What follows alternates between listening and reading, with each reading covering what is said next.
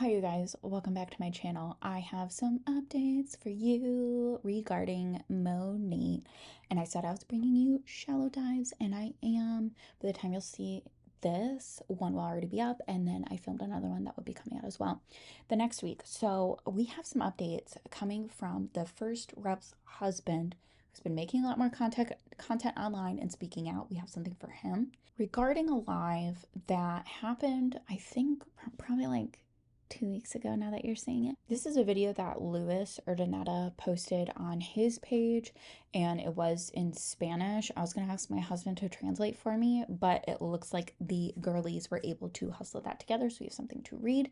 If you're interested in reading that, go look at Julie Anderson, look at her Instagram, and she also posted the full thing on her YouTube channel, as well as I think it was MLM Exit. She covered that pretty extensively on Instagram. So if you want to know more about what's going on in there, basically he was shading everyone. It was pretty disgusting from what I saw, but I want to talk about the first Monat rep's husband.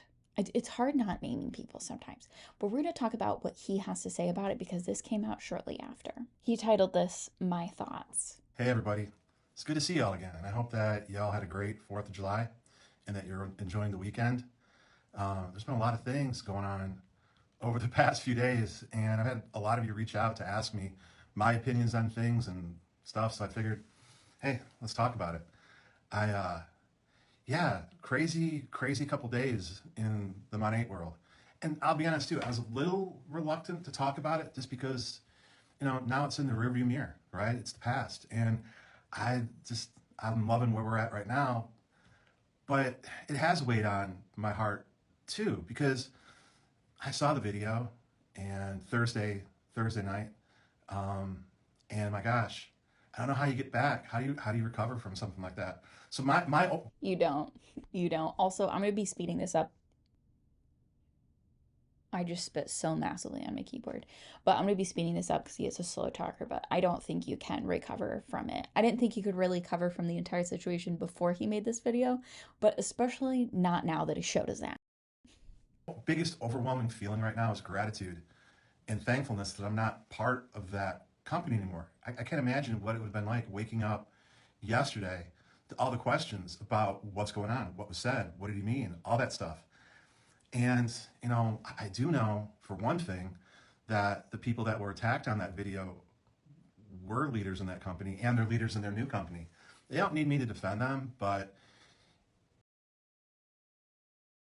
they were leaders. I mean, there's no question about it. And they were also a couple people that I was proud of. They were that new generation that came in a few years after us, and we were always proud of them. They were on stage. They were, very visible in the company. So to come back and say after you had them at your events and after you did all that, and then all of a sudden they're not leaders, that's kind of gross, right? And it made me think a lot about what's happened over the past year because, after Stuart McMillan left, the company lost literally its moral compass. And it hasn't been such a great year without Stuart around. And now here we are a couple months after we were terminated. And now you're seeing all these other people leave, all those directors and all those leaders, true leaders that saw a vision for their future that didn't include money. Well, what's wrong with that? What's wrong with leaving when you see a better version of your future than the one that you have right now? I mean, isn't that the way the professional world always works? I mean, I was an engineer in Chicago for almost 20 years, and I worked on huge projects. I've been out of that since 2000, almost 15, and well, almost 2016, excuse me. And I still get calls from people, hey, remember that project we were working on? Can you give me a letter of reference? That's the way of the world. And I worked on multi-billion-dollar projects. The last project that I was on was a $1.5 billion roadway project. But that's what you do. People go on to the next project that best suits them. Yeah, and unfortunately, they tend to bounce from MLM to MLM for a while. Suits them. And I remember when I was with the company and I had a great job and I went to my next firm. And I think I was employee number 6 or 7, not positive. And I went there specifically for a project. And That's the way the professional world works. You give someone a pat on the back, you congratulate them for their success, and that's what you do. And when you don't do that, what are you afraid of? What are you ultimately afraid Well, you can also just be quiet.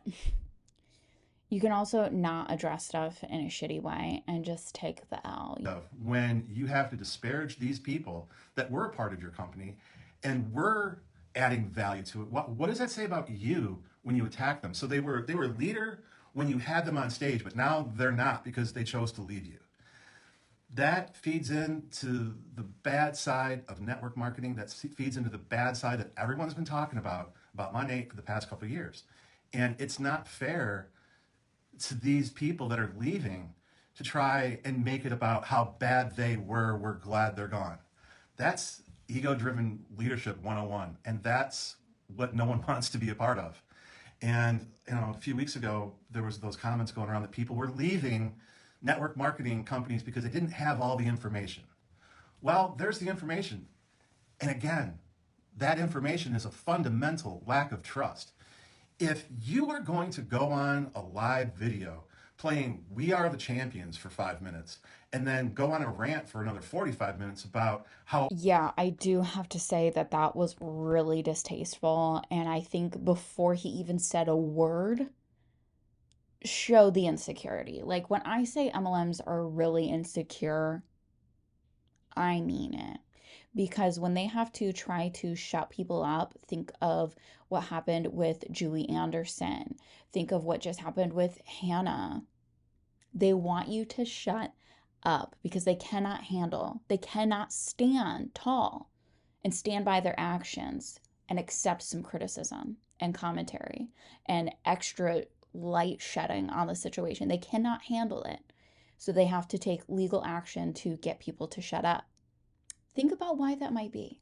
And when you go on the internet, and I think CC Suarez received one cease and desist as well from Monat, you have to think about that. And then when you go on the internet with all of this in mind, especially if you were involved with Monat at all, and then you see someone in power in the company go on the internet, you know it's a sinking ship. Like we're all following this story together. And you see this person is starting the video off with "We are the champions."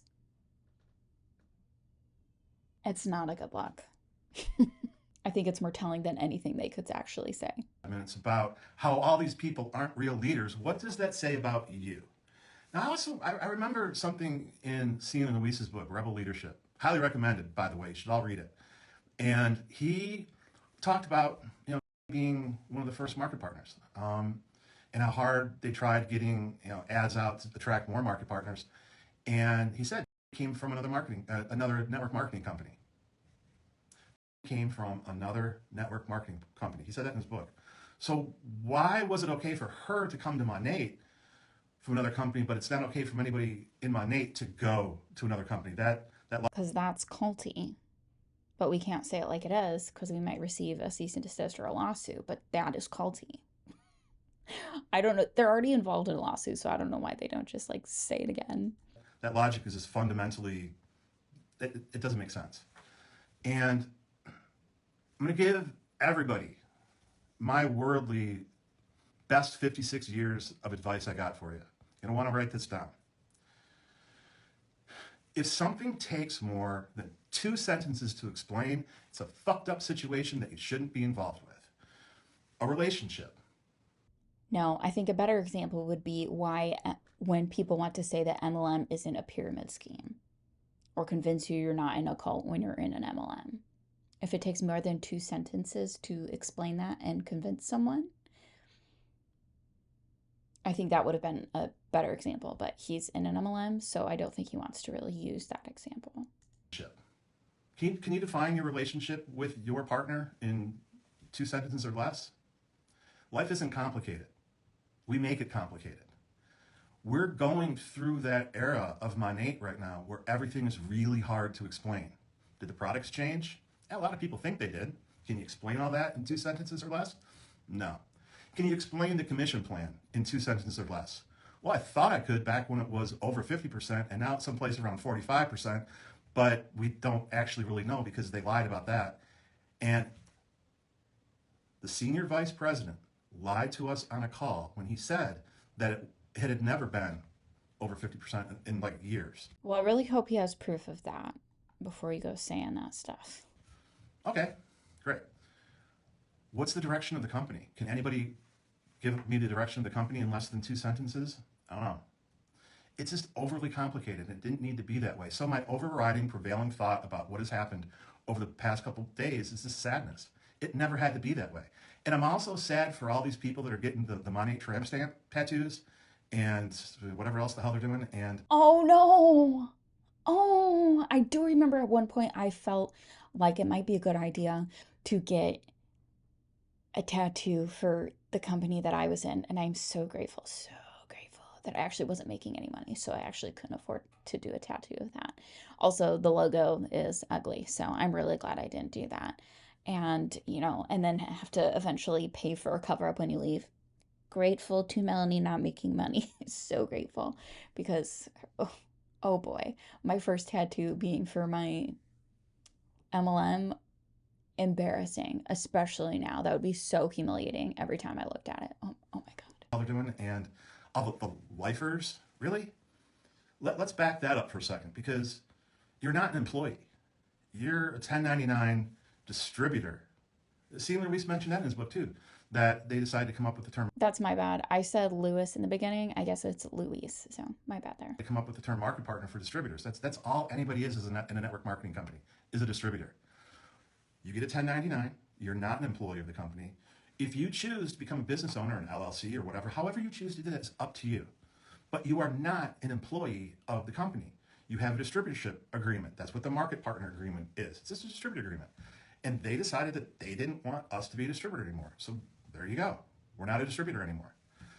But then you get rid of us, and then the next day you attack us in a 2-page email out to all the directors about why your decision is valid and all the things that we did. Oh, why did you have to do that? Why wasn't it just your decision to get rid of us? Right. Why not stand on business and send out a more professional email? If you can't stand on what you did without pointing out the faults of someone else, you're not really standing on business the way you think you are. And I don't think that's professional because since they are corporate, they don't really have to explain to all the little peons, even the big peons. They don't really have to explain that to you. They don't really have to point out what these first reps did. It shouldn't matter. I don't think you should really be explaining that. If you're not explaining anything else, why would you go then and send out that email? Which I would also like to see. Get rid of us, and that's that, and everybody goes on their merry way. So this whole thing right now about attacking people that are leaving and stuff and things, it's nonsensical. It's just pathologically stupid. And it's creating an era and an aura of mistrust that they're not going to be able to recover from. And that makes me sad too, because there's still a lot of people that I know and love and respect that are in that company.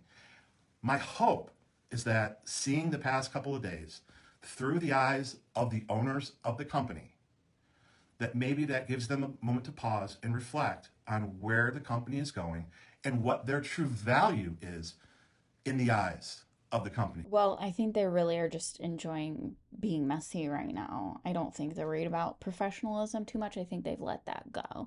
Maybe they're enjoying the attention that Monat is getting, even though it's extremely negative because of Monat's actions. The eyes of the company. Because let's be honest here, right? The attorney and I made, what, $15 million there? We made them a hell of a lot of money too. It was a mutually beneficial arrangement. And that's all we were, was distributors. So well, no, you can't really, in all fairness, say we were just distributors. Like, that's not exactly what it was because most people in Monat lose money. So there's that. So you're not like the average distributor. The average distributor doesn't even make enough to live on a month in any MLM that I've seen. And then you say 15 million. No one can relate to that. So please. And that's all we were, was distributors. So as we come through this right now, like I said, I'm just grateful that I don't have to make up excuses for somebody. I don't have to gaslight them that it was some sort of fault of translation or something. I heard it. I saw it. We all know what was said. And it just reinforces how grateful I am and how relieved I am not to be there anymore, and how proud I am of Tony for what she's done in just the past month, and the other people that have left. And these people that have left the company and are doing great, and Jimena, and they're going to pharmacy, they're going to Elevata, they're going to LifeWave. We went to Amare. We can all work together. We can all be the entrepreneurs. LifeWave. Do we need a shallow diver about that one? I have a list, you guys. I have a list in my phone, in my notes app of shallow dives I need to get to. I promise. When I ask you guys, I promise I'm writing them down. Okay, they will begin to. They will. It just takes a little time, and we're working with the mom brain. Is it better now than it's ever been? 100%. Is the mom brain and the mom life still there? And does it take priority? Yes, it does. So please bear with me. But I love when you guys give me suggestions on stuff to review. Unless it's a man one. I don't really like to cover the man MLMs because for some reason, the males in the male-centered MLMs are potentially dangerous. I've seen aggression from them, and they don't really have two genuine brain cells when you try to talk to them that I've seen. I personally don't deal with it because I don't value anything they really have to say. And that's just being real. So I don't do debates. I don't do discussions. I don't, let me ask you a genuine, shove it up your ass. Okay, I don't deal with the males in MLMs typically. I deal with him. I don't deal with him. I've never spoken to him, nor do I want to, because we're talking about what he's saying, not really him personally and who he is. But he seems calm and safe, and that's why I feel comfortable covering him. But for the most part, from the male-centered ones, like think like the crypto ones, primarily American ones like that, I'm not dealing with. Am I? Not dealing with the males in there. Just not doing it. I'll be the entrepreneurs that we always said we were, and truly be the entrepreneurs that we want to be, and all work together. Not everybody is going to want, what I have to offer them or has to offer them. But there's other companies out there that we can recommend to our friends, and that's the way it's supposed to be.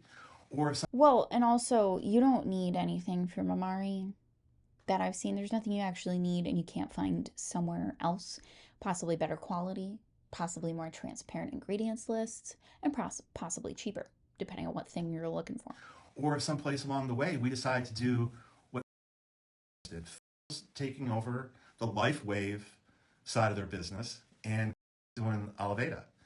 And it's just amazing to me that Monat is afraid of that level of, how should I word that, cohabitation, right? What's there to be afraid of? Why does it have to be exclusive? Why can't you work with another network marketing company? People do it in the real world all the time. Insurance companies work with other insurance companies. Car dealerships work with tire companies and things and stuff. Well, it's all a car, right?